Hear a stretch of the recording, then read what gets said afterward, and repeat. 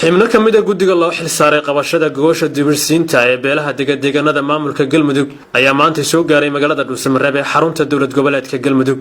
Madaarka diyaaradaha Ugaas Nuur ee caasimadda Dhuusamareeb ayaa waxaa ku soo dhaweeyay wasiir dawlaha wasaaradda arrimaha gudaha Soomaaliya Cabdullaahi Faarax Weheliye, gudoomiyaha gobolka Galgaduud Axmed Cali Jimcaale, duqa caasimadda Dhuusamareeb Nuur Cilmi Cabdille iyo xibno kale oo ka tirsan isla guddigani kuwaasi oo horay u sii joogay magaalada Dhuusamareeb. maayarka caasimadda Dhuusamareeb Nuur Cilmi Cabdille iyo barasaabka gobolka Galgaduud Axmed Cali Jimcaale oo guddiga ku soo dhaweeyay magaalada Dhuusamareeb ayaa sheegay inay ku gacan siinayaan hawlaha guddigani loo egmaday. xubnaha guddiga dib u heshiisiinta ku soo dhawaada caasimadda maamul goboleedka Galmudug Dhuusamareeb, ku soo dhawaada gacmo furan, ku soo dhawaada shaqadii aad u socoteen oo una dhalateen xilkana u hayseen. runtii qof walbana kaalintuu ku lahay uu ka qaadan doona haddii alla yidhaahdo. halka kan shaqooyin badan baa ka socda. shaqooyinka wixii idinka hormaray waa hormareen, wixii aad soo haleeshayna insha allahu kaalintiina ka qaadan doontaan. gacmo furan iyo qalbi furan ku soo dhawaada.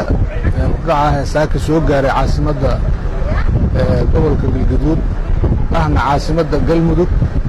waxaan leenahay martideenna qaaliga ee sharafta badan soo dhawaada, gacmo furan, insha allahu goob nabadgelyo ah si annaga oo ka wakiila bulshadii caasimadda iyo tii Galguduud intaba waxaan idinku soo dhawaynaynaa gacmo furan.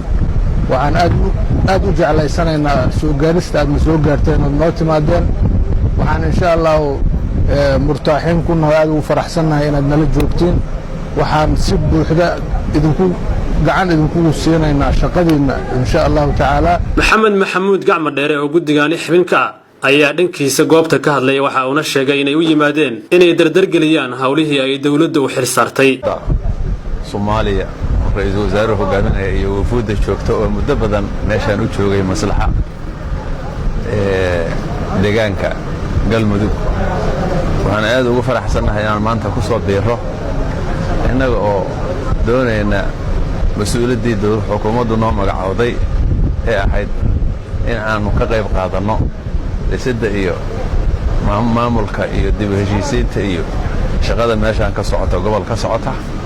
waan ku faraxsanahay dhaweyntan la soo dhaweeyey. waxaan rajaynaynaa insha allahu inaan idinkala qayb qaadanno shaqada badan iyo isku juhdiga aad ku haysaan aad meeshaan ka wadaan idinka oo gacan fiican ka helay dawladda federaalka ah. annaguna kolley shaqadaasaan ku soo biiri doonaa. waanu ku faraxsanahay in shaqadaasna loo magacaabay, annaguna aanu soo diyaargarownay. waana wada joogi doonaa haddii alla idmo. waxaan rajaynayaa inaanu intii tabarteena aan idinku soo biirin karno shaqadaad wadeen aan ku biirino annaguna. waanu ku faraxsanahay meesha inaan nimid. wasalaamu calaykum waraxmatullaahi wabarakaatu. magaalada Dhuusamareeb ee caasimadda maamulka Galmudug ayaa laga dareemayaa qabanqaabada goosha dibirsiinta, ayadoona ay imaanayaan magaalada siyaasiyiin, odayaal dhaqameed iyo mas'uuliyiin kale oo arrimahaasi doonaya inay qayb ka qaataan. Daahir Maxamuud Cabdi Daahir Yare, TV-ga caalamiga ee dalka Dhuusamareeb.